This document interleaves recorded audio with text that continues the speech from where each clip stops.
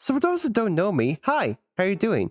Let's talk about pitch pilots. So what are they exactly? Well, pitch pilots are visual presentations of an idea for a potential series. These scenes can take the form of a short film, or they will be just about the length of a regular episode. Though in rarer cases, some of these can also take the form of TV specials or even TV films. Some of these pilots often garner a lot of love by those who watch them. And even if some of these didn't get picked up at all, they still get some love regardless, because it shows how much passion was put into them by the people behind them. However, there are some pilots that people can agree on not being picked up at all, whether because the person behind it was, and possibly still is, controversial as of today, or that the presentation itself was just overall bad. And our subject today is luckily one of the latter cases. Reanimate is a live anime made-for-TV film that first aired on Cartoon Network in 2006. The film itself was an anomaly because of how much nonsense is going on, and I'm not talking about the animation portion of it either, because to be fair, anything could go for something if it's animated. There's just so many things for the live-action side happening just because that would just leave anyone who watched it with so many questions on why. My exposure to this was when it aired on Teletoon a year later, and after looking back on it, yeah, it's just as wild as I remembered. In fact, if you were to describe the whole film beat for beat to someone who hasn't seen it either, they'll probably think you're describing an acid trip you had. So, was the film a whole mess that should have been made in the first place? Or was it something that was completely misunderstood? Well, that's for me to give the verdict. So, let's begin. This is Jimmy Roberts, an average boy living an average life who averagely gets taken average advantage of by his fellow average peers. Averagely, Ken, his father, works as his school's guidance counselor, though he's rather unqualified for the job. Louisa, his mother, works as an astronaut, and he has an adoptive alien sister named Yancy, who Louisa brought home to terra firma during one of her missions. As for his peers, there's Logan, the ringmaster of Jimmy's school's popular group, Craig, Jimmy's best friend, who acts full of himself, and Craig's sister Robin, who Jimmy has a crush on and is a fan of the Gully Gopher cartoons made by the late animator Milt Appleday. One day, Jimmy's class is taking a field trip to Gully World, a park centered around Milt's cartoons. While at the park's museum, one student brings up a rumor that, after Milt died, his brain was brought and preserved under the Tux's Arctic Adventure ride. Craig volunteers Jimmy to go after it, much to his disagreement, but Logan says that he'll be the talk of the school if he does. So Jimmy goes after it anyway. Jimmy opens up a hidden hatch that leads straight down to a large cavern of ice, with no explanation of how or why it's even down there. Unless it's probably there for aesthetic reasons. During his frigid search, Jimmy finds that someone else had already got there before him, along with a money-back companion that he calls Mittens, and he too is looking for the brain. Jimmy accidentally gets his attention and makes a mad dash away from him, which then leads to the greatest scene in the entire film.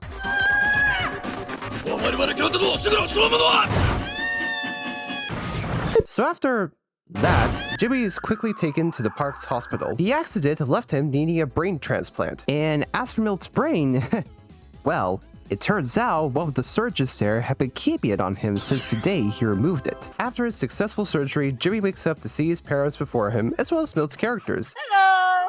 Wait, what? Hiya, Jimmy! So apparently, now that Jimmy has Milt's brain, he's able to see every character he's made, including Gully Gopher, Dolly Gopher, Tux the Penguin, Croco the Alligator, Prickles and Pickles, and then some. Not just that, but anything that Milt's characters do before Jimmy in the real world affects him and only him and nobody else. Nobody else at all. Next morning, Louisa opens to the same hooligan that chased Jimmy from yesterday at their door, trying to pose off as them as having a room for rent. Louisa is wise to this, but Ken thinks that it's not a bad idea to rent a room to someone, much to his wife's disappointment. So Ken lets him in, not knowing the wiser of who exactly he let into his own house.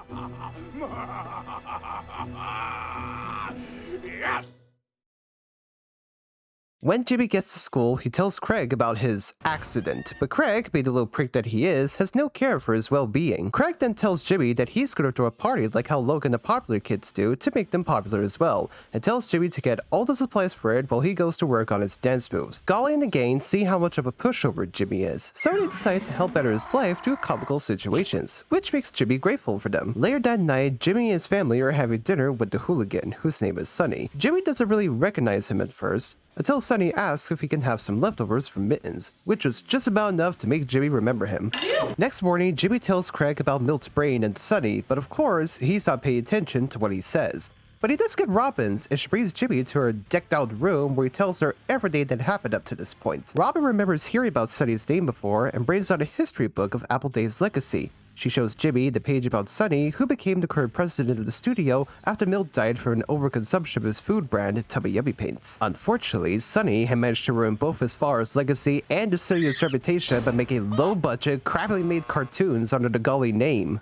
How could something so beautiful be made so ugly? Later, Jimmy stealths his way to Appleday Studios to follow Sunny, where he's having a meeting with the studio's board team about what to do with it and its foreseeable future. As one of the board members leaves to use the lawn john, Jimmy stumbles into the meeting room, and to both his and Sunny's surprise, everyone heard about him having Milt's brain, and decide that since he has his know-how about cartoons, they should have Jimmy as the new studio president. Though Golly is jovial about this, Jimmy thinks otherwise, since, you know, he's still a kid. Golly, however, tells him that this will be a big opportunity for not only himself to get his glory back, but to also have Jimmy be seen as somebody than just another average Joe. Meanwhile, Sunny is angry about Jimmy both having his dad's brain and the position of studio president, and the reason why he wants the brain in the first place is because he believes he can use it to make better cartoons, to not only make himself be seen as the greatest cartoonist in the world, but to also use that goal to take it over. Not sure how that could be possible, but go off, I guess. Next day, Sunny brings Jimmy to his new office, and everything seems to be going well so far. You'd think, considering his plans, he would have made something to off Jimmy right away.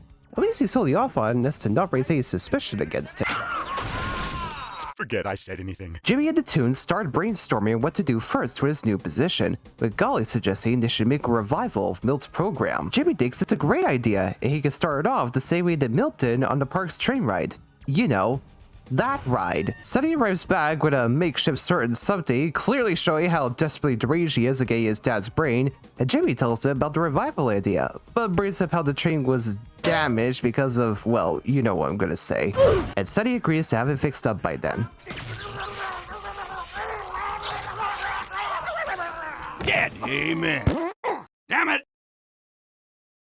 With Jimmy now as the studio's president, he's now the most popular kid at school, but even with his newfound fame, Jimmy still has his real life to look after.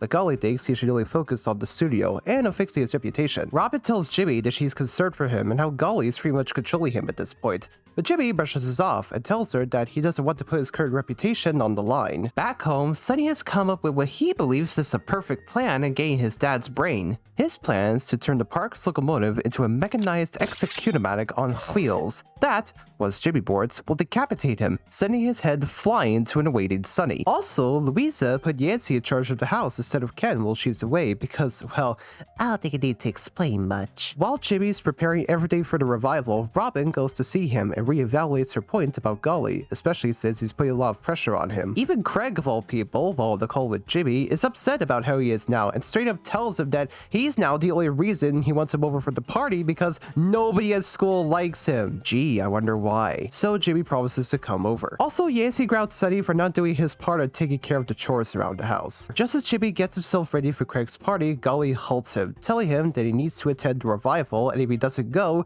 he's gonna put everything they've done go to waste. But just as Jimmy's about to leave for it, Robin comes to see him once again about the party. Jimmy tells her that he does not want to be seen as a nobody anymore, and now wants to be seen as somebody. But Robin tells Jimmy that while he has changed, he's changed for the worst. Jimmy thinks nothing of this again and boards his limo to Golly World, with Ken coming along for the ride, just as Sunny escapes the house to enact his plan, and also probably kidnapping Robin. The Wonderful World revival begins, along with the relaunch of the park's locomotive, not that Sunny had it fixed up from. At the same time, the guest for Craig's party arrives, and it's already turned out to be dull for everyone. No way, this party rules! Best ever! Craig's hot!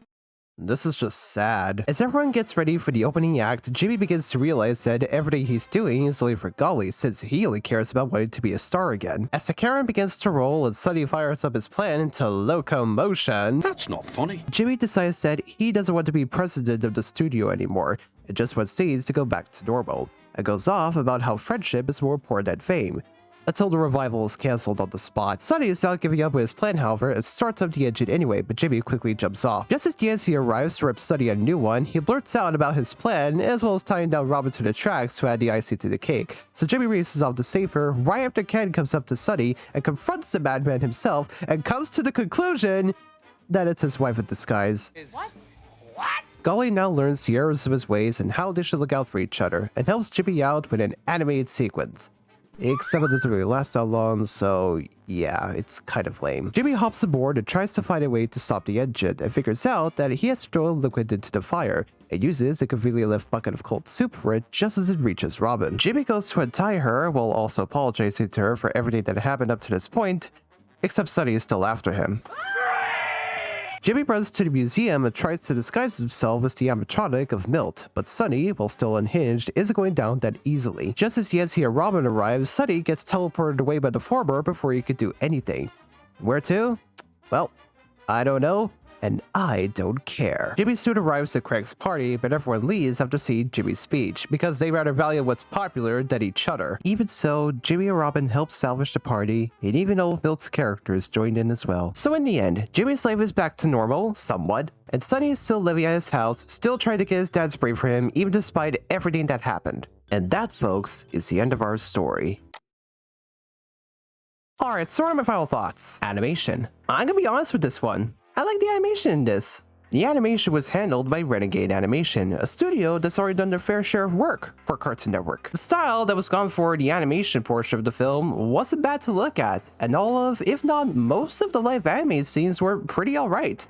Even the fully animated bits weren't bad either, as brief as they were. Writing was mediocre at best. I didn't like how some of the characters were written, including Ken acting like some childish idiot, and Craig being a self-absorbed brat. I'm also kind of mixed on the story itself. I mean, the idea I was going for is good in concept, but the execution was kind of whack. I think it would be just a little bit better if it weren't for all the more absurd bits written in. Which is ironic for me to say that because I like the absurd. Even despite all that, in the end, it's pretty much just another story of some outcasted teen trying to fit in with everyone else. Dialogue was half and half. For the voice artists, they did a good job in their part in terms of their characters, even if it is a smaller cast compared to the real life actors. Speaking of which, I feel like some of the live actors at the time could have done better in their part and put some more effort into their lines. Craig's actor especially. I think the only person that did better on their end was Sunny's actor, Matt Knudsen. He really captured how audible and unhinged he can be. Music was, to put it bluntly, bland. Most of the soundtrack was made up of rock and pop songs, which was kind of the unfortunate norm for any films made for kids above the toddler age group. Though there are some original tracks in this, like one specifically that plays for every scene that Sunny's in, but that's just about it. Overall, yeah, this film was a mess. But it's not too big of a mess, if anything. Sure, it's bizarre and misremembered for all the wrong reasons, but it's not really the worst thing either.